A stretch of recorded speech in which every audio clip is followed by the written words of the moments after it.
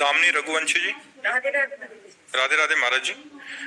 महाराज जी ये कह रहे हैं कि एक बहुत अच्छे संत थे, उनके प्रति इनका दोष दर्शन हो गया था। सभी जाने कहते थे वो बहुत अच्छे हैं, बट ये विश्वास नहीं करते थे।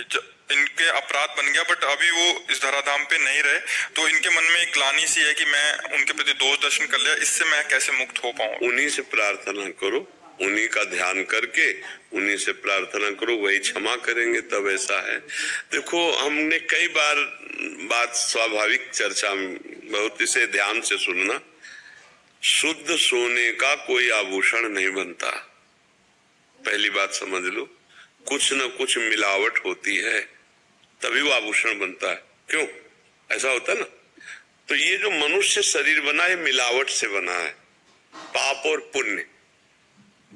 पुण्य का शरीर जो होता है वो देवताओं का होता है, पाप का शरीर जो होता है वो नारकी पुरुषों का होता है, जो नरक की यंत्रणा भोगते हैं। और जो मृत्यु लोक में शरीर मिलता है वो पाप और पुण्य मिश्रित होता है, किसी का भी हो, ये बना ही मिलावट से। तो दोनों है, दोनों का है, तो इन दोनों के आचरणों के संस्कार भी हैं।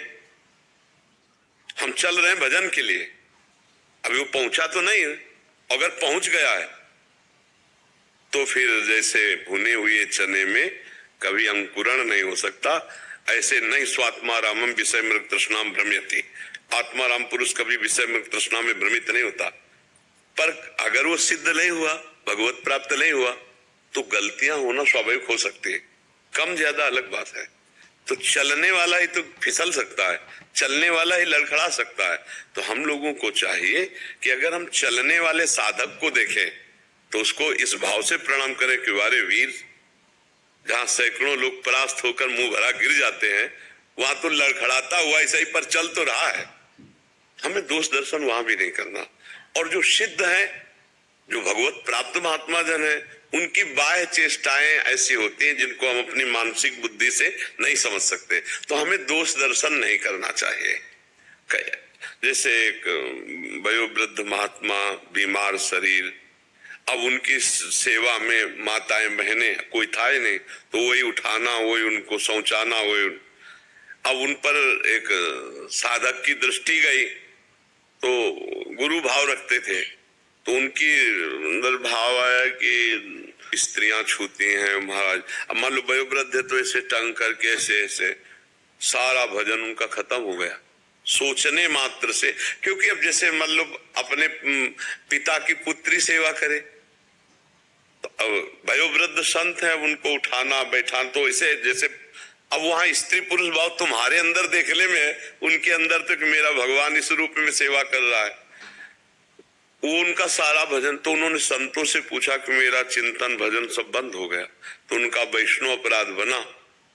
उनका हम किसी वैष्णव का तो ऐसा अपराध, पर उनका गुरु जी के प्रति ऐसा भाव हो गया कि ऐसा, तो उन्होंने कहा जल्दी उनसे क्षमा मांगो, नहीं कोई उपाय नहीं है, बाद में जलते रहोगे, कुछ उपाय नहीं रहेगा। उन्हीं से जिसका अपराध बना वही क्षमा कर सकते हैं। तो हमें लगता है कि पहली बात तो संतों में दोष दर्शन करना ही नहीं चाहिए, और अगर कहीं दोष दर्शन हो भी रहा है तो हमें ये सोचना चाहिए कि भगवान के जन बहुत बड़े के जन है, आज थोड़ी कमी रह गई है तो कल भगवान इसको भी पूरी कर देंगे, हटा देंगे। भाई भगवान की शरण में देखो, जन्म से अब मान लो आज ही कोई बाबा जी बना है, तो अब आपको तो पता नहीं कि आज ही बना है, तो उसमें संसारिकता तो होगी, क्योंकि धीरे धीरे ऊंचाई पे चढ़ेगा। अब आप अगर उसके प्रति दोष दर्शन कर लेंगे तो आपका मार्ग रुक जाएगा, उसका तो चलता रहेगा। तो इसलिए हमें लगता है हम दोष दर्शन ना करें। किसी से भी अगर हमारा मिलान हो और उसमें हमें दोष दिखाई दे तो अपने को दूरी बना लेनी चाहिए, लेकिन उसकी निंदा नहीं करनी चाहिए। अपने को नहीं सूट कर रहा संग आपका, और भी है, हम आगे देखेंगे, पर निंदा करने की जरूरत रहे। निंदा करने से फिर अपनी हानि हो जाएगी। हो सकता है वो भी नए नए भगवान के मार्ग में चले तो उनमें कमियां हो सकती है, वो अपनी सुधार। और नए नए क्या, बड़े बड़े पुरानों को भी माया परेशान कर देती है। शिव विरंच का मोह है को है वह पुराण, बड़े बड़ों को मोहित कर लेती भगवान की माया। बहुत कठिन है, संसार बख्शने वाला नहीं भाई। 50 साल ब्रह्मचर्य रहे, 50 साल लड़ते रहे माया से और 5 मिनट फेल हो गए, तो 50 साल की लड़ाई वाली बात तुम्हारी कोई नहीं देखेगा, 5 मिनट की फेल होने वाली बात देख के तुम पर प्रहार कर देगा। कोई ऐसा नहीं है कि यार 50 साल से लड़ रहा है माया से, आज चूक हो गई है, निकलो चलो आगे बढ़ो, कोई क्षमा नहीं करेगा, उसी समय तुम्हें दंड देगा। इसलिए बाबागिरी बहुत कठिन बात है ले, सोचो कितना कष्ट सहते संत लोग, आप क्या जानो संतजन कितना, क्या केवल कपड़ा मिल जाना, भोजन मिल जाना, यही सारी बात होती है क्या? अरे अंदर तुम देखो ना, अपने अंदर देखो, जो तुम्हारे अंदर है वो उनके अंदर भी तो आता है।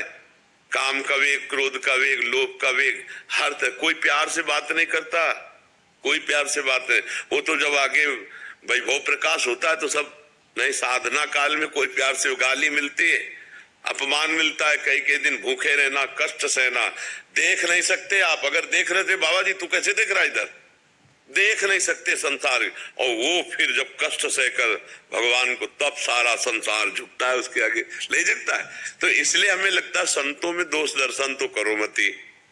देखो कुछ होते हैं जो इस वेश का प्रयोग केवल वासना पूर्ति के लिए करते हैं, वो एकदम पाखंड अलग होता है, लेकिन जो सच्चाई से चलता है तो चढ़ने वाला ही फिसल सकता है, दौड़ने वाला ही गिर सकता है, और गिरने वाला ही उठकर लक्ष्य को प्राप्त करता है। तो हमें लगता है दोष दर्शन नहीं करना चाहिए, और अगर दोष दर्शन हो रहा है तो हमें हट जाना चाहिए, निंदा नहीं करनी चाहिए।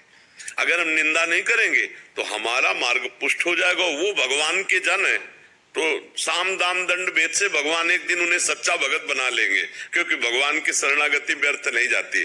पर हमको अपने बचाव के लिए किसी की निंदा नहीं करनी चाहिए। तो आप उन्हीं संत का ध्यान करते हो, उन्हीं से प्रार्थना कीजिए, वो भगवान के स्वरूप हैं, जरूर क्षमा कर देंगे। संत बड़े दयालु होते हैं।